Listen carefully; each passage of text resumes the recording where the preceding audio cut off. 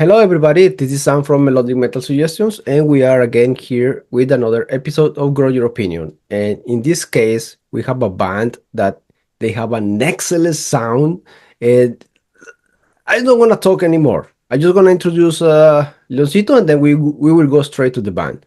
Okay, Leoncito, how are you today? Hi Sang, and hi everyone, and thank you so much for being here. So, as I always do, please remember to subscribe to our channel, give us a like, make a comment or whatever you want to comment, and share with your metal friends. So, I will start. Who is Crimson Veil, and how would you define your style? Hello. So Crimson Veil is my name is Mishkin Fitzgerald. I'm the vocalist, and we have Hannah Pirana on cello, violin, and harp. We have Gary Mitchell on 8-string guitar and bass, and we have Anna Miley on the drums. And together we are Crimson Veil. And it's difficult to describe our music because it's a mixture of many genres, but I would say that it's dark, progressive, and weird. And metal. Awesome. Awesome. But you kind of have to listen. Yeah, actually, I find your style like very, very unique. Of course, I can sense a few like like a few influences and something like that. It's impossible not to, but your style as a band is totally unique, and your voice amazing. Like you could be singing any style you want, any style, pop, opera, whatever you want. I think your voice is amazing, and thank you for being in our side of singing metal. we need thank you so much. more like you. Thanks. Yeah. Yeah, So now that we talk, I probably wouldn't sing jazz, but the other stuff, yeah. I think jazz is maybe the one thing that I just can't do very well, so I'll not try that. Stick to metal. And please don't try reggaeton. Yeah. Oh, but your voice is actually really, really cool. It's really nice. It could be in any style, to be honest. Okay, so now that we talk about your music and your influences that we kind of detect, but for you, what are your influences for the music you're making? For me personally, it's quite an unusual mix. I grew up singing in a church choir and playing piano and sometimes organ in the church for the congregation. So it was quite a traditional upbringing with a lot of hymn music. So that was my earliest kind of memories of music, is playing in church. And then my dad also had a really eclectic record collection. He had the Beatles and Queen, Jimi Hendrix, loads of opera and classical stuff. And then like the Muppet Show, like all on record. So like I had a very strange introduction to music, but I would sit there, when on a Saturday or a Sunday, I would just go through every record and put it on, and sometimes like dance around as a kid, like listening to some really strange music. He liked a lot of world music as well, so I had a lot of really cool influences on music, and then I got into metal a lot later. Gary is really the metalhead. He listens to metal more than any of us, and is always looking for new bands. But he's a jazz guitarist, so there's that kind of influence in there. He's a big Pink Floyd fan. Anna is prog. She really listens to a lot of that. Her dad is a quite well-known prog guitarist in Belgium, so she's grown up kind of with that sort of music, and that's what she brings to the band. And then Hannah Pirana is obviously classically trained on violin, cello, harp, and she really likes pop music as well, and stuff like Nine Inch Nails. So kind of like dark pop sort of musicians. So the mix is really, really varied, but we all agree on metal. So that's where it crosses over, and that's really where we come together on the sound, and we can all agree, like we all love Tool, we all love Opeth and Gojira and stuff like this. So that's kind of, that's where all the influences come from. It's a really mixed bag. And you're correct when you say that is dark music that you make, because I remember I knew about you with this song and the video from that is called Shift. Oh my God, what a video. It's impossible not to watch it. Once you start it, it's impossible to stop it. Like the video is amazing. It calls everybody's attention, and the music is great. But your new single, or at least the latest I seen, Hex, oh my God, just from the start very dark, and then it sounds a little bit for me like one horror movie from the 80s, like that's Yeah. sound from the start. Oh man, is amazing. I love it. And yeah, if you can feel that it's kind of dark, and then like you Mhm. put a little bit of like a guttural voice, and that make Yep. the complements like the full music, and I just love it. I just love it. Your music is unique, That's totally. great. Thank you. Yeah, I think what's really unusual about Hex, the song, it was the first one we wrote for the album as well, actually.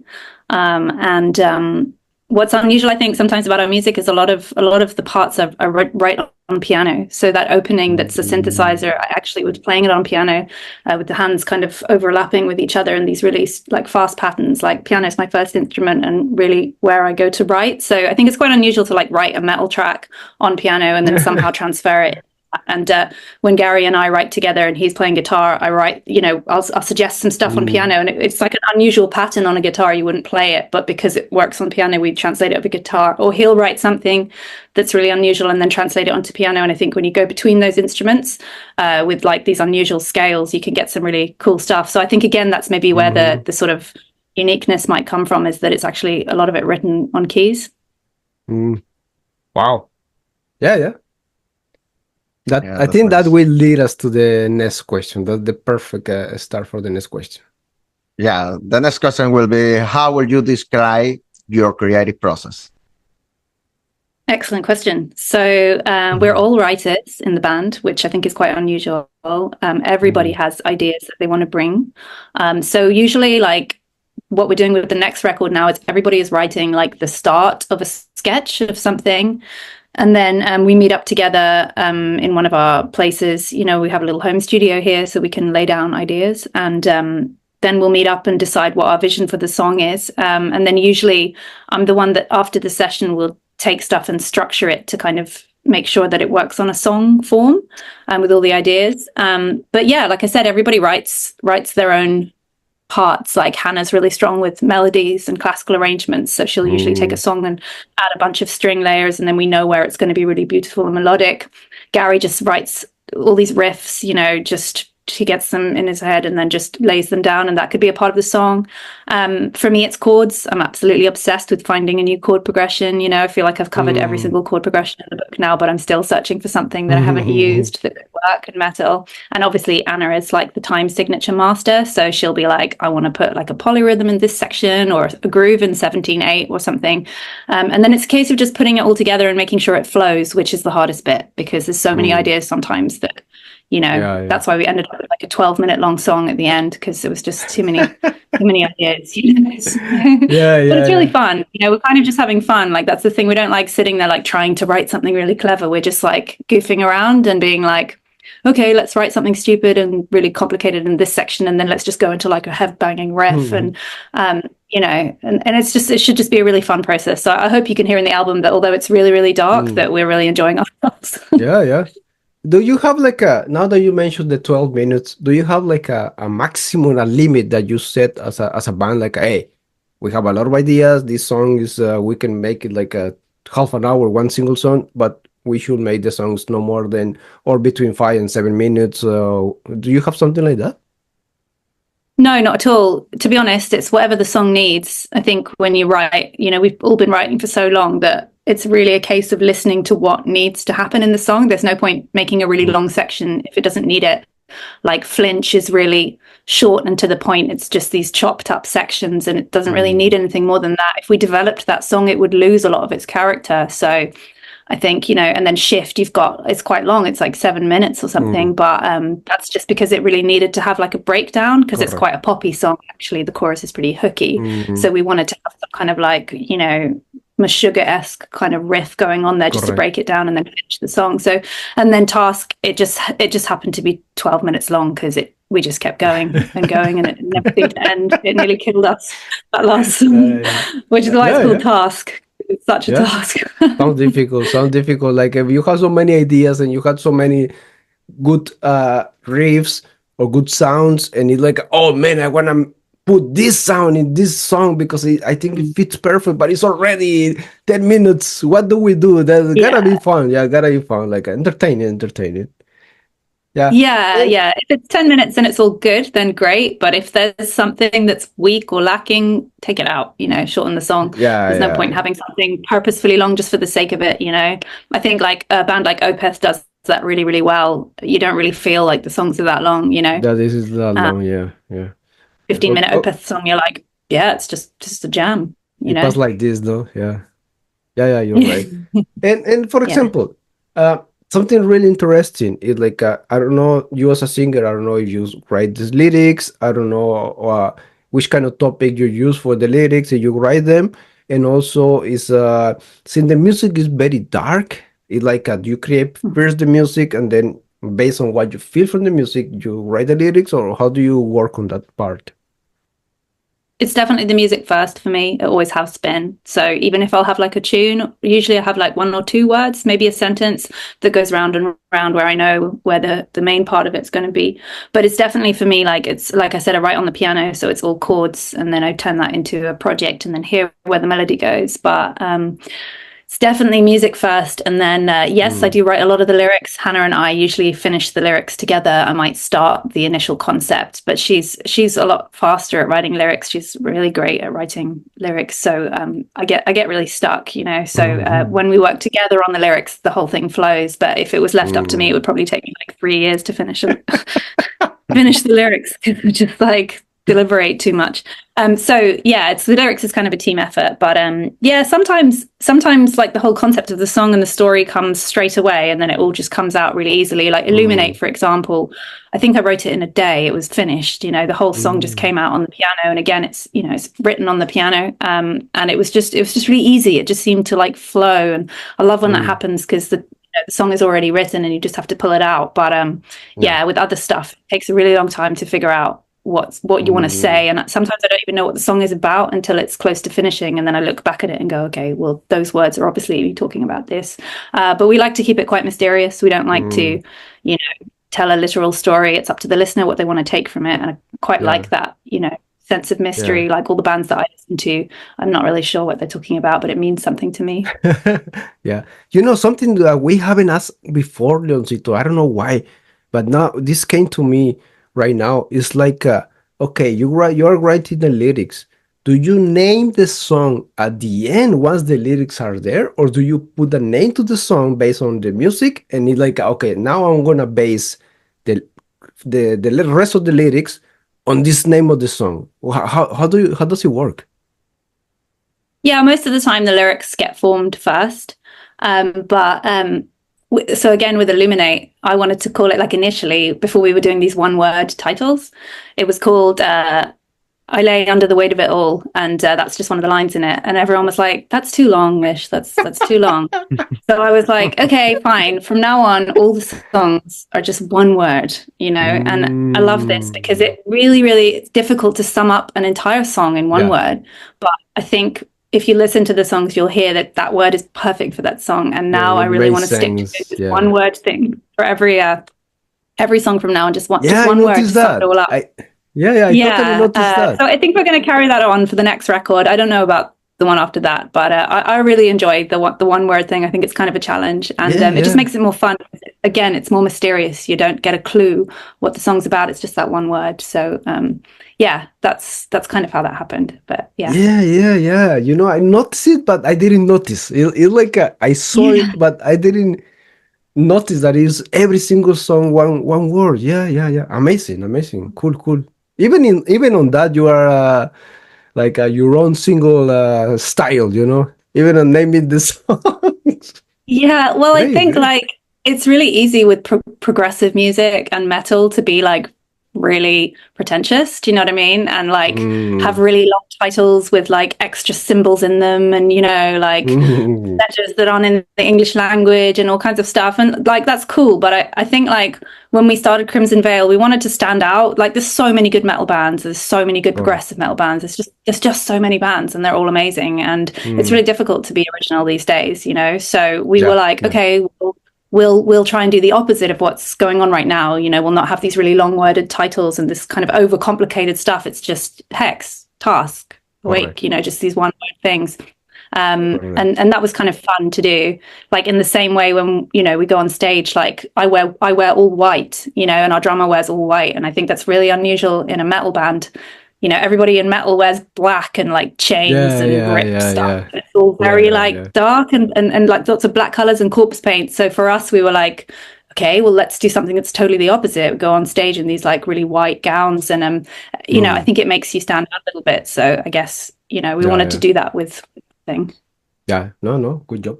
It's I think if once somebody get to know you, somebody gets to listen to your material, they can easily recognize that this is Crimson Veil for sure. Yeah, I hope so. I hope we've got our own sound. Honestly, very unique. Yeah. That leads us again to the next question. Exactly what you said. Yeah. So what is the biggest obstacle that you have to face it as a band? The biggest obstacle. Okay. I think for us, it's probably getting the song to the finished stage. It's very complicated and it's very delicate. And I think it's really easy to overdo things and kind of kill a song if you put too many ideas in it. And that's quite difficult not to do as a progressive metal band, especially when we all play like lots of instruments and there's lots of ideas and stuff going on. So I think like you have to be really careful because you really can overdo it. And I listen to a lot of like progressive music and a lot of metal, and there's very few bands that I would go back to again and again and again and be like, this is perfect. There's lots of bands that I like elements of, but sometimes if it just goes too far and you lose the listener, which is quite easy to do in this genre, you know. So I think that's the hardest bit, is to come up with a song that's like totally original, really mad and progressive, but also make it catchy enough to keep the listener like locked into it, you know. So that's a really difficult task, and it took us a really long time to finish this record, you know. And then we had the pressure because we signed to Raining Phoenix, and they were like, we need the album now, and we were like halfway through it. So that was really hard. I think that was the biggest obstacle, was trying to finish like these songs in a hurry, and you know, it felt a little bit rushed at times. So I would say that's our biggest challenge. I mean, playing live, we just all love it. You know, we totally take to the stage, and you know, we're on a label, so we're not struggling to like get opportunities or press or shows. So this is really, really great. You know, we were an indie band for so long that I feel like right now we're in a really lucky place. So really, I think the only struggle is getting the songs finished. You know, we've been interviewing other bands from other countries, and one thing that they always say, that the most difficult thing is not one obstacle, but one of the most difficult things is that to get a label. And you got it. Was it that hard for you also to get it, or was it a hit of luck, or how was it? So we were in a previous band, basically. Crimson Veil used to be a band called Bird Eats Baby, which had been going for over 15 years, maybe 16, 17 years in total. So we did all of that on our own for a really long time. So Gary and I started that band years and years ago. And then Hannah joined in like 2015. And then Anna became our drummer in 2019. And then the pandemic hit, and I think finished. And then we were just so lucky because I had a contact at ITM Management, which is Lordy's management, who I'd reached out to previously before the pandemic. And he really, really liked what we were doing with Bird Eats Baby. But he just said, it's quite weird. It's quite niche. I don't know if I can get you like a label, but I'm going to try. And then we put out Hex under this old band. We put out the song and the video. And I went to meet with Frank, who's our manager now. And he said, if you're making this kind of metal, I can try and find you a deal, because this is something that is, you know, it's very unusual, but it's metal. I can sell metal. Like the previous music we were making was the mixture of everything. It was so weird. So it was just really difficult to place. So he took it to Raining Phoenix, and he has a friend there. So I think we were just really lucky to know somebody who knew somebody. And that's really how it happened, because I think it's kind of unheard of, like a brand new band to get on a major label, you know. But guy who owns the label was a really big Dream Theater fan and really loves weird prog kind of progressive music. So I think that really helped us. And when we went to meet with them, all we did was talk about time signatures. So, like, Oh, yeah, I think yeah. we realized that like we're on the same level as these people, and we met with the whole label, and everybody's just really, really into the music that we're making. So I think we were just incredibly lucky and at the right time. But we have been going for a really long time. Like I've been playing in bands for 20 years. Yeah, it So wasn't it's not from like one day to the next night. one. Yeah. Yeah. So even though Crimson Veil is like a new project, like we've been around a long time. So I feel like, we paid our dues. Yeah. So for those bands that they wonder how people or some bands can get into a label, I think the advice is prepare the best music you can, because when the time comes and maybe you have only one shot, if they listen to you and send them the best material you have, if you have only one shot, and then luck and preparation get together, there you go. But unluckily, Absolutely, for everybody. Yeah, you need a little bit of luck. You need somebody to speak for you as well, and say these are the guys. Which we had somebody really big fan, with this. But I think advice is just be genuine, be yourself. Don't try and copy other things or trends. Don't try and follow something that's short-lived. Make some music that lasts forever. Like it's all great, writing like a quick trend that you're going to ride to the top that everybody's doing, but it doesn't last. So even if you end up getting signed, if it's not with the right project or something that you're going to enjoy for like a really long time, then like don't do that. Just write the music that lights you up, and then it'll just come out. And I think people can see if there's a band making music for themselves, or they're doing it to try and get on like a career hop or something like that. But I would just say that's my advice. Just make really genuine music that you love, and everyone will love it then as well. Correct. Yeah, and again, like everything you do is so unique. Like for example, even the videos, let's say that the image from the Hex song is amazing, and so everything is very, very cool. But me personally, I would like to see you live. But you as a band, can you tell us some experience from one concert, or which was the best concert you ever had, like as this band, and something funny or something great? I don't know, something you can share. So we did a tour with Lordi this year. Again, we're really lucky because our managers are the same, so we were very fortunate to jump on that tour. But we were totally newbies, like we didn't even have a song out or anything. So it was kind of this strange experience where everyone's like, who the fuck is Crimson Veil?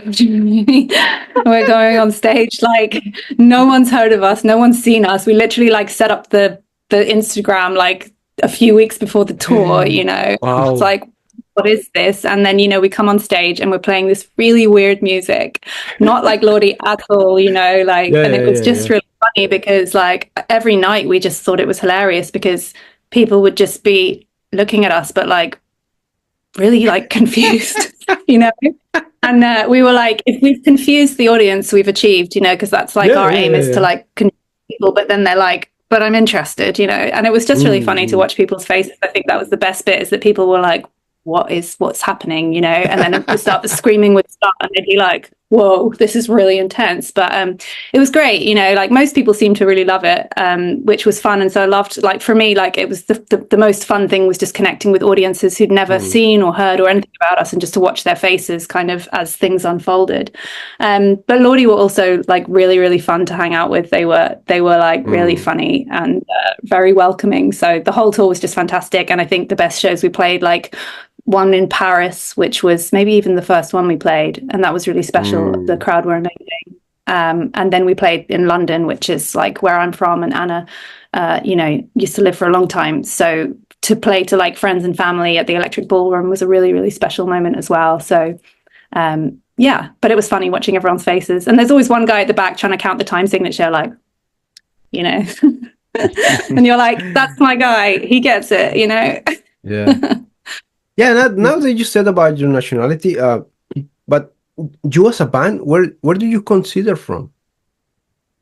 Yeah, so we're all based in the UK, although Anna's moved back to Belgium now. But Anna's from Belgium. Hannah is from New Zealand, and then grew up in a mixture of in Holland, but then also in the UK. So she's from New Zealand. She has a New Zealand accent, and still has lots That's of family out difficult. there. Gary's from Scotland, from Dundee, Mm. and I'm from London. But I have mixed, Yeah, yeah. You don't origins. have But I was born in London. English accent that much, not that much. And the Yeah, Dundee yeah. accent is I'm really half hard. English.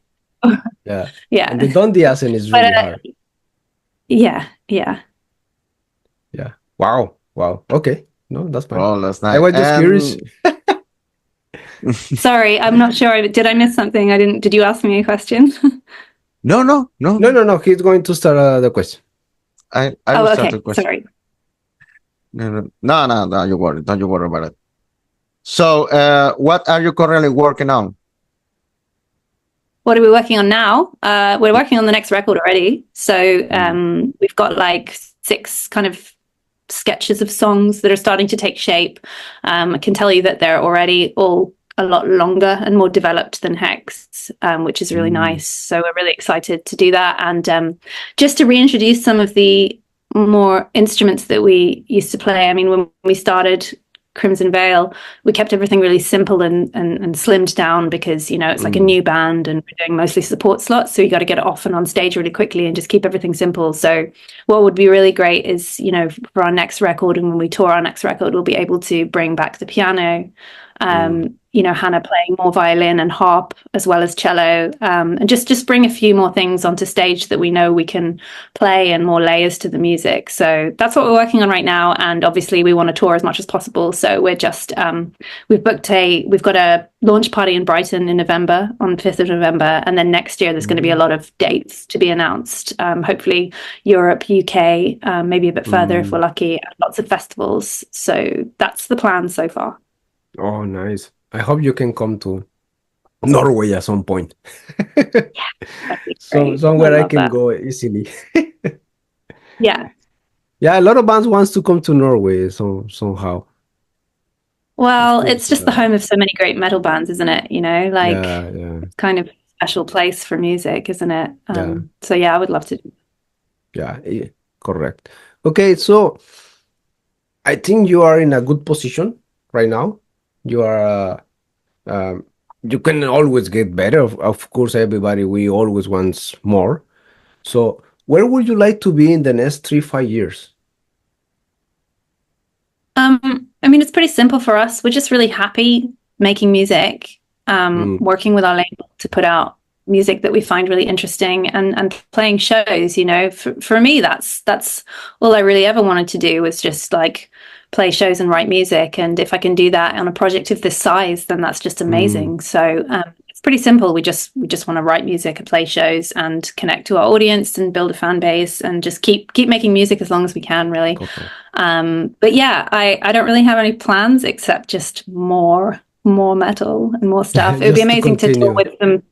Yeah, just to continue, I think like after the pandemic, like we really thought that we wouldn't ever tour again, especially with our band being independent. We lost so much of like our contacts and all of the touring routes that we used to do, and everything was more expensive. And then of course in the UK there was the extra shitstorm of Brexit, so everything was just so awful here after the pandemic that we really kind of just gave up on the idea of the band. And I think that was almost the inspiration behind Hex, is we just started making music for fun again and not really thinking about it and just writing really weird stuff. So yeah, to be honest, I'm just so happy to be back with the opportunity to tour and working with a label. I mean, it's unheard of. So that's all we want, is just to carry on and keep doing what we're doing and have a lot of fun while we're doing it as well. Yeah.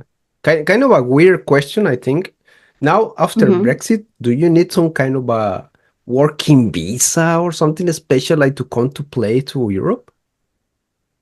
Yeah, so I think you can get around it providing you're not traveling with loads of equipment and loads of merchandise and stuff. So I know in Spain that they've stopped asking for the visas, which is great. So yeah, I think like the bigger the band, the more difficult it is to tour. So you then have to apply for visas. I think it's just more complicated now. You have to look at a lot of stuff and you have to be really careful. You hear these horror stories about bands trying to come over to the UK, and because because one thing wasn't right on their form, they got rejected. But I think for the most part, like the people, they don't really care that much. You know, if you're a small independent band and you're just traveling through in your own van with your own stuff, you know, and you're not like a huge band selling loads of merchandise every night, you know, then they don't really care. But yeah, it's quite funny. Sometimes we've like gone through customs and they'd be like, you have a lot of stuff, you know? And I'm like, yeah, we're just, you know, bringing stuff over for our friends, you know, and then they're just like, they don't care, you know, they're just like, whatever, just care. I like but it is a bit yeah, you should say something. I like to wear the same t-shirt this every day. Yeah. You know, when you're like, I'm just really OCD. I just like to wear this t-shirt every day. You know, don't look any further in the back. You know, and then you're all there like trying to wear like what look like holiday clothes. You know, like quick put the sunglasses on and the hat. Yeah, we're just chilling. You know, like don't have anywhere to be and. All right, but yeah, it's quite nerve-wracking, you know, because you go up to customers like, right, everybody, here's the story, you know, and then I probably shouldn't even be saying this, but yeah, it's difficult, but I think like it's going to be really difficult to go back and tour in America because that was difficult enough the first time round, and now it's just like there's a lot of complications. So fortunately, we do have a label, so this again is something that we can get help with now, which is really, really great. But it's so difficult for independent bands touring now. It's just all these extra things. Just like it's hard enough already, you know. Yeah, I can imagine you arriving to American customs and like wearing 20 shirts, like. And yeah, man, like sometimes when my heart's been like, you know, like pounding, and they're like, "Why are you here?" And you're like, "Oh, I'm just here to see my friend." You know, and they're like, "Why are you sweating so much?" You know. Yeah, I mean, so it's fine. Nothing bad happened so far, but yeah, I'm glad we've got a label now who can sort out that difficult paperwork. Yes, you know, as a Mexican, when I've been traveling to Europe, a lot of times I have to pass through US, and it's amazing. Wow. They have every single information about you. Like I used to travel with the same clothes, and the guy asked me like, "Do you only have those clothes?" And I was like, "What do you mean?" Yeah, and he showed me all the pictures. They have records from me wearing the same clothes and stuff. And I was like, "Oh yeah, they are my traveling clothes. They are very comfortable." And because I was traveling every month. That's weird though. It's scary, yeah. And they ask for your social media now as well, and you're like, "Why?" I don't, you know. It's a little bit weird, isn't it? It's or like asking your cell phone to check your Facebook and check what are you posting to see if you're not posting anything about the government or something like that. In Canada, in US, they are doing something like that. Oh, it's scary. It's so scary. Yeah, it's really scary. Yeah, it's I hear that if you go from Ireland, they don't care. I don't know why, but there's something about like Ireland does loads of business over in the US. So like I hear that if you're going from the UK, just fly to Ireland first, and then they do the customs that side. So they do them in Ireland. So when you go through to America, you just keep in. So there's a little tip for anyone trying to get into the US, you know, on tour. That's a good tip. That's a good tip. I had to apply it one day. Once I get money enough to travel again. It's too expensive. Yeah. That's the thing. It's like no one can travel anyway right now because it's just so expensive. So yeah, but we love touring in America. We used to do it with the old band, and it was such a great experience. I really love it. So I hope we can get out there again. You know, I hope you can also get to go to Latin America. It would be great. Yeah, I went to Mexico once. I played a small gig there by myself with the piano, and it was one of the best gigs I've ever played, honestly. Like the crowd were just amazing. Such lovely people. Like they met me at the airport and everything. It was so great. Like such lovely people out there. So I'd really love to go back. Like Mexico is one of my favorite places I've ever visited. It's just beautiful. So wow. Hopefully, that'd be great. Yeah, we just got an interview with a Mexican a band, and they told us that in Mexico City, if they don't like you, they kick you out of the scenario. Like this, you play one song, and if they don't like you, they push you so hard that you will go down of the scenario crying. So if you play and you felt it really good, then people love you for sure. which is good. Okay, good. Yeah, I'm glad I didn't have that experience. That sounds scary. Yeah. No, they were amazing. Like one fan Wow. knew that I really loved playing Zelda, you know, the computer game, the Nintendo game, and he came to the show dressed as Link from Zelda, you know. I was No like, way. nice. Bit weird, but like I love the effort that they went to. It was great. I just always remember that. It Nice. was so weird. And I hope you ate a lot of tacos. Yeah, I did. It was great. And I got Montezuma's Revenge as well, and like spent the next 3 days after the show like in the hotel room throwing up. But they were really nice and bought me like bought me medicines and stuff. And then it was okay, you know, it was great. But yeah, I did get pretty ill as well. I remember that. I'm But Mexican, but not before the even show. yeah, but even me, when I go back to Mexico and I eat street tacos again, I spend like 2 3 days with diarrhea or something like Oh that. yeah. It's really It's bad. tradition, right? It's Yeah, it's tradition, yeah. tradition. Yeah. I'm getting weaker or something. I don't know. Yeah, yeah. I need my bacterias back. Yeah, yeah. Yeah, something like that. But yeah. That's good. Funny. Uh, I think All we have. right.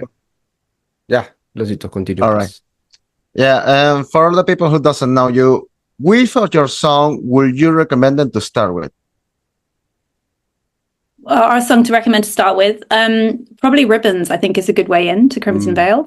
It's kind of smooth and it builds slowly. And it's just got lots of lovely textures. I think it's not as scary as the others. So, you know, I think, but I think as a way in, it's kind of cool. It's like, I think as far as the rest of the songs, it's easier to listen to and to kind of get into, and it's quite beautiful.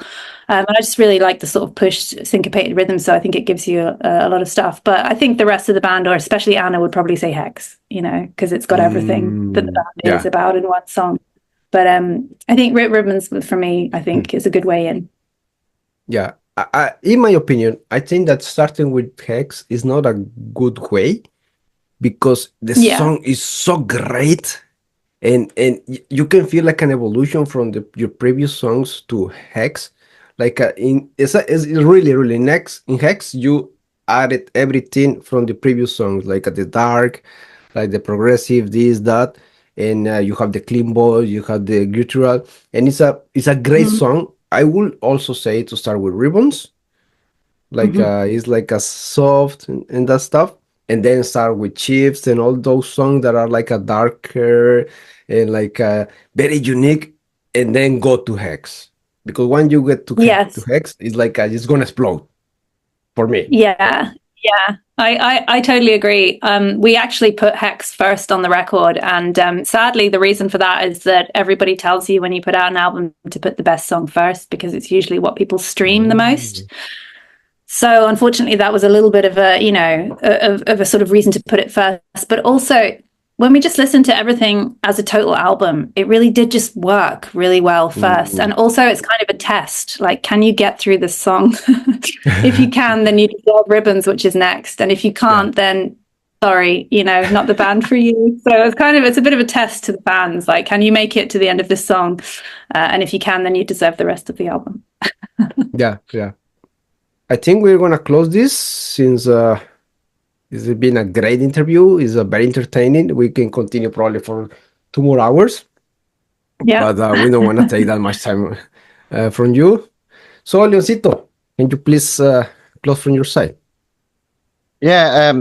Actually, first of all, I want that she can tell us about her social network and where we can hear it. Where we can find you, yeah. Yeah, so we have a website, crimsonveil.co.uk, but you can find us on Instagram as well and on YouTube, and I think all of the other places as well. I also have a Patreon page for my own music because I play in like 7 different projects as well. Crimson Veil is my metal band, but I play in a lot of stuff. So if you do want to get behind the scenes, then I have a Patreon page, which is just patreon.com/Mishkin Fitzgerald. And I do a lot of like vocal covers and other stuff down there. Lots of fun things. So that's where you can find me. But yeah, the rest of us, just Instagram's probably the best place. Instagram and YouTube for us. And the album's out. You can get it on the Reigning Phoenix store. I think you can get it Rough Trade Records and a few other places. So Yeah, and thank you so much for having me. This is a really fun interview. No. Yeah. Next time, Thank you. maybe I'll get the whole band down. Yeah, that would That'll be be great. fun. Yes, that would be That's really great. amazing. And Yeah, so we now, can thanks to introduce you. them. Thanks to you for being here. Well, Yeah. we put all the links on the description of the video. So, as I always say, please remember to subscribe to our channel, give us a like, make a comment, and share with your friends. Go to listen Kristen Bale, please. Thank you so much for being here. And Sam? Yeah. Mishkin, any last words for whoever is watching us? Just thank you so much for being here and for listening to stuff where you really talk about the music and metal. This is my favorite thing about the metal community is we're so into the music and it's so technical and really geeky, and I love that. So thank you for the great conversation and for listening to the show, and I hope to chat with you guys again. Yeah. That would be fun. Yeah. Thank you very much. Honestly, it took us some time to arrange it. I missed a few of emails and I was so frustrated. I wanted to punch myself because I was waiting for an answer, and when I saw the answer, it was too late, and I was like, oh my god, I hope they answer me again, but they did, and that's why you are here, and we are very, very happy we managed to do this interview, and you are amazing, honestly, as a musician and as a person. Thank you very much, and I hope you can get the rest of the band, and then we can repeat this. Not like to know about the band, but maybe to know when you're going to release your album, something like that, something informative for everybody, and talk a little bit with the other guys. That would be great. That'd be great. As soon as we have some new music coming out, just get in touch and we'll arrange it. This has been really fun, so I know that they would love to join you as well. Yeah, perfect. Absolutely amazing. Okay, everybody, thank you for watching this. Please go and look for Crimson Veil. You won't regret it. They are great. They are very unique, and you're gonna love them. So please, and please continue watching the other episodes from Grow Your Opinion. You're gonna also love the rest of the band we have, because here in Grow Your Opinion, we only have bands that we consider they are great and that we love. We don't have anybody, to be honest. Okay, so thank you and see you the next time. And stay metal. Bye. Thank you. Bye. Bye.